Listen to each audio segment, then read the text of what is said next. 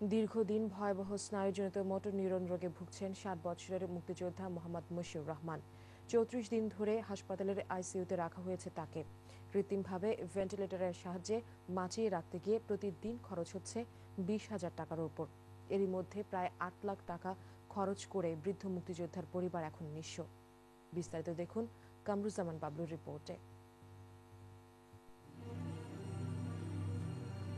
রণাঙ্গনের এই সাহসী মুক্তিযোদ্ধাকে জীবনের শেষ বেলায় এসে ভেন্টিলেটরের সাহায্যে নিতে হচ্ছে শ্বাস প্রশ্বাস। সড়ক ও জনপথ বিভাগের অফিস সহকারী হিসেবে এলপিআরে থাকা এই মুক্তিযোদ্ধার জীবনে সামান্য যা উপার্জন ছিল তার সবই শেষ হয়েছে চিকিৎসার পেছনে। সম্পত্তিরও একটি বড় অংশ বিক্রি করতে হয়েছে। এখন প্রতিদিন ২০,০০০ টাকা খরচ করে হাসপাতালের আইসিইউতে রাখার সামর্থ্য নেই পরিবারের। সব মিলায়ে ওষুধপত্র দিয়ে প্রতিদিন প্রায় ২০,০০০-এর উপরে খরচ হয়।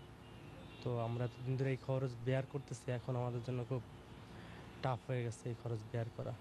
স্বামীর জীবন বাঁচাতে শেষ বয়সে এসে সাহায্যের জন্য হাত পাততে হবে কোনো দিনও ভাবেননি স্ত্রী আয়শা সিদ্দিকা। আসলে ওইভাবে কোনোদিন ভাবও নেই যে এই অবস্থা হবে আর এই পরিস্থিতি পড়বো। আমার বলার ভাষা নেই, আমি বলতে পারতেছি না কিছু। বিপুল অর্থ খরচ করে আর কতদিন তাকে আইসিইউতে রাখতে হবে বলতে পারছেন না doctor. 100% dependent on ventilator. Say restless হয়ে যায়, ব্রেথলেসনেস ডেভেলপ করে, শ্বাসকষ্ট ডেভেলপ করে। এটার জন্য তার ভেন্টিলেটর দরকার হয়ে পড়েছে আর কি। এটা আলটিমেটলি কতদিন এটা লাগবে বা কতদিন এটা আসলে এখন স্পেসিফিক কমেন্ট করা যাবে না। দেশের স্বাধীনতার জন্য জীবন বাজি রেখে যুদ্ধ করা এই মুক্তিযোদ্ধাকে আরও কিছুদিন পৃথিবীর আলো বাতাসে বাঁচিয়ে রাখতে সহৃদয়বানদের সহযোগিতা চেয়েছেন তার পরিবার। সাহায্য পাঠাবার ঠিকানা গোলাম মাহমুদ, সঞ্চয়ী হিসেব নম্বর 9691, ইসলামী ব্যাংক, পল্টন শাখা, ঢাকা।